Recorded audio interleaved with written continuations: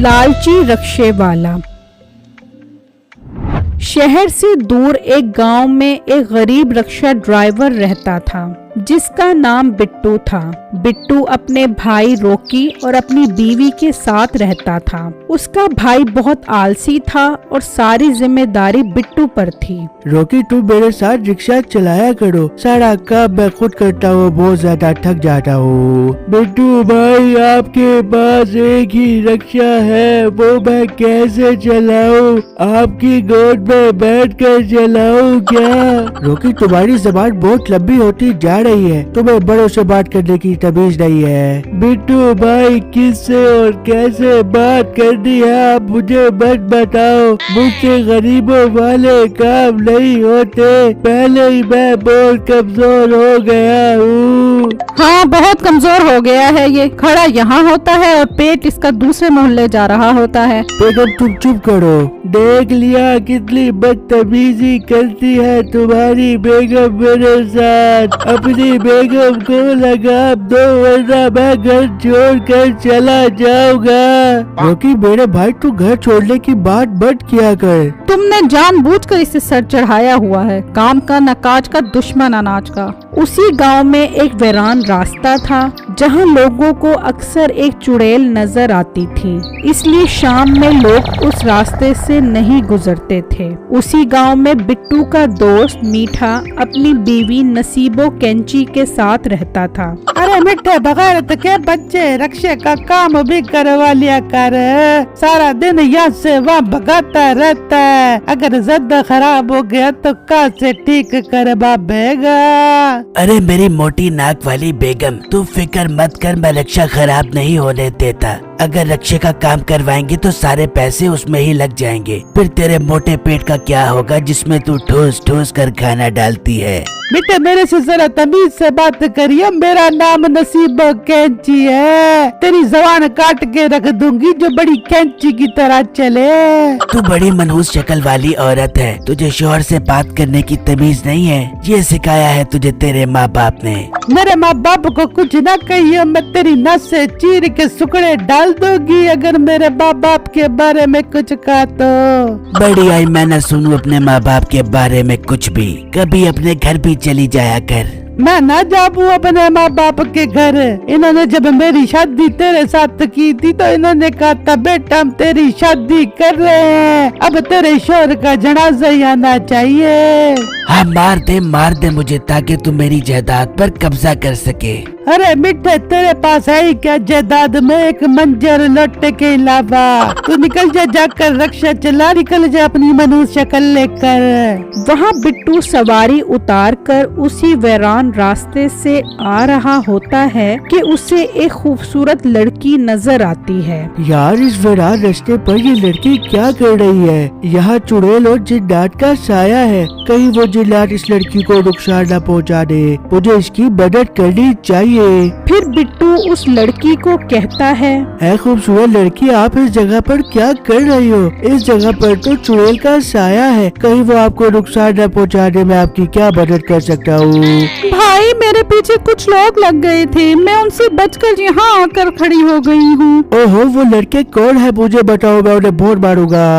मैं उनको नहीं जानती। खैर, आप मेरे साथ आकर बैठ जाओ, मैं आपको छोड़ देता हूँ। फिर वो लड़की बिट्टू के साथ उस रक्शे में बैठ जाती है। आपको एक बात कहूँ, आप बुरा तो नहीं मानोगी? नहीं, आप पूछिए। आप बहुत खूबसूरत हो, मेरा आप पर दिल आ गया है। आप भी अच्छे हैं पर मोटे बहुत हैं। कोई बात नहीं, मैं डाइटिंग कर लूँगा। चलें, आप स्मार्ट हो जाएं, फिर मैं कुछ सोचती हूँ। बस मुझे यहीं उतार दें, मैं आगे खुद चली जाऊंगी। पर यहाँ तो कोई घर नहीं है। मेरा घर यहाँ ही करीब है, मैं चली जाऊंगी। फिर बिट्टू उस लड़की को वहाँ उतार देता है और वहाँ से चला जाता है और घर आकर अपनी बीवी को सारी बातें बताता है। ऐसा कैसे हो सकता है कि इतने वीराने में कोई लड़की खड़ी हो? हाँ बेगम, मैं खुद ये देखकर परेशान हो गया था कि ये लड़की इस वीराने में क्या कर रही है। खैर, अब आप इस रास्ते पे दोबारा मत जाना, ऐसी लड़कियाँ ठीक नहीं होती। बिट्टू बिट्टू और उसकी बीवी ये बातें कर रहे होते हैं कि रॉकी ये बात सुन लेता है।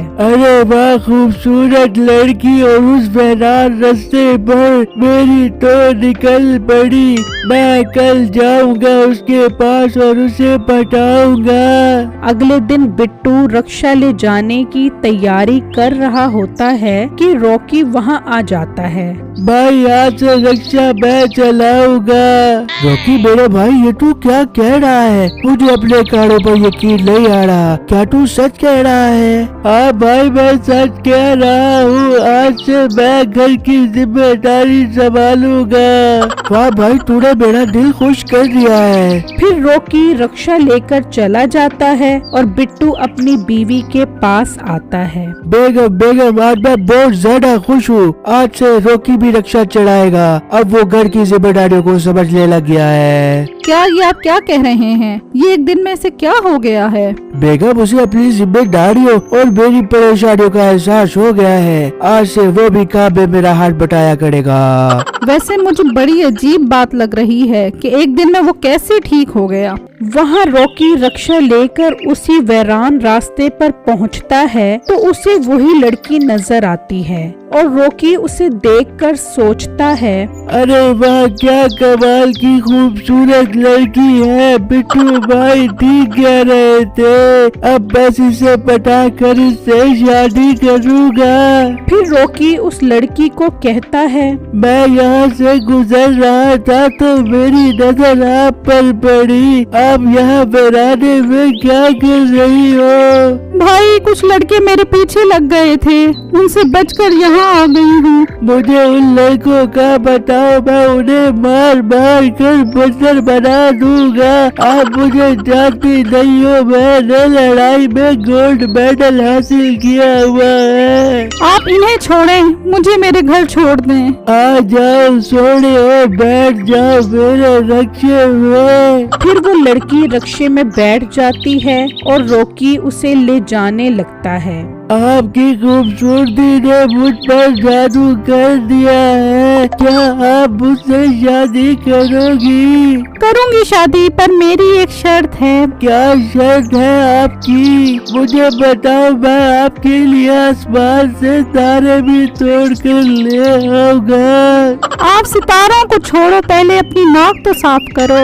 नाक भी साफ कर लूंगा, तुम एक बार हाथ तो करो। रॉकी अभी ये कह ही रहा होता है कि एक कब्रिस्तान आ जाता है और लड़की उसे रक्षा रोकने का कहती है।